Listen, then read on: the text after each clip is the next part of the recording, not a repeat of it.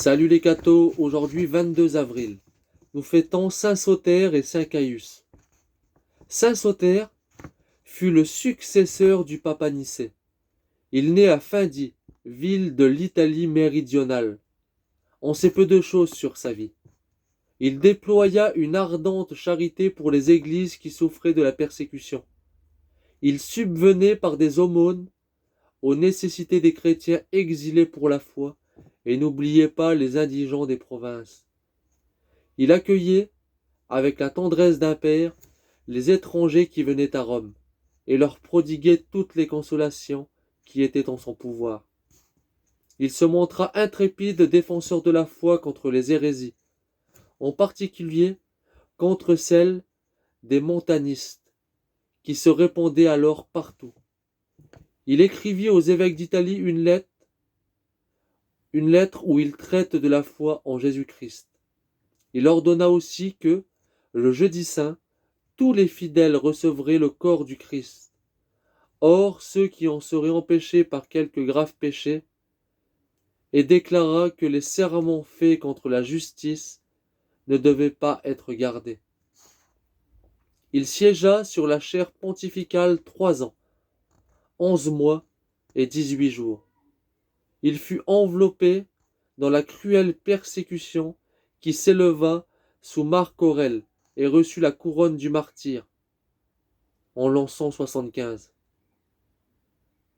Il fut enseveli dans le cimetière appelé plus tard de Calliste.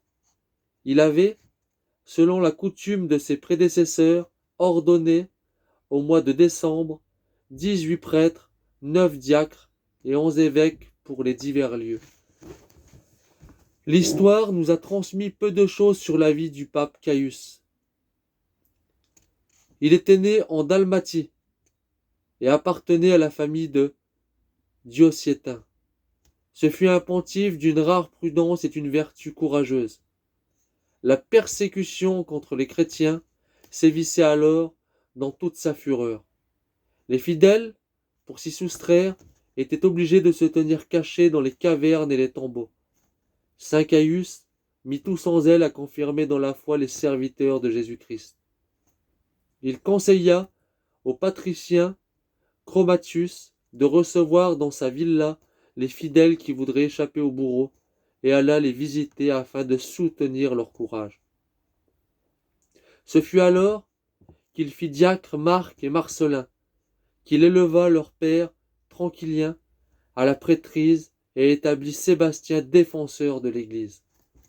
Il ordonna que, dans l'Église, avant de monter à l'épiscopat, on passerait par les degrés des ordres et rangs de portiers, de lecteurs, d'exorcistes, d'acolytes, de sous-diacres, de diacres et de prêtres, afin d'éviter lui-même les cruautés de Dioclétain.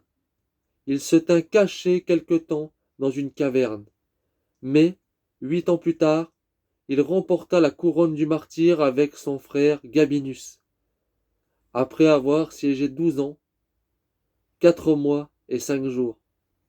Il avait ordonné 25 prêtres, 8 diacres et 5 évêques. Il fut enseveli au cimetière de Calliste lui aussi. Que Dieu vous bénisse, et à plus les cathos!